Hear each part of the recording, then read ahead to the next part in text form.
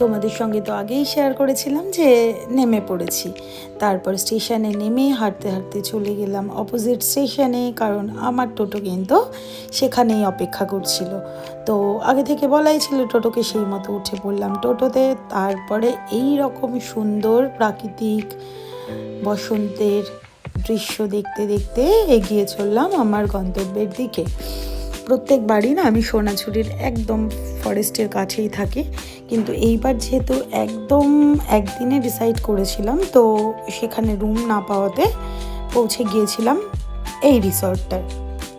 তো সত্যি কথা বলতে কি, এটা কিন্তু একদম অনলাইন রিভিউ দেখেই নিয়েছিলাম, কিন্তু ভেতরে ঢুকে দেখলাম যেটা রিভিউ দেখেছি তার থেকে অনেক অনেক বেশি সুন্দর, মানে ভীষণ সুন্দর। আর মানে পুরোটা যদিও বা আমার ক্যাপচার করা হয়নি, খুবই সুন্দর।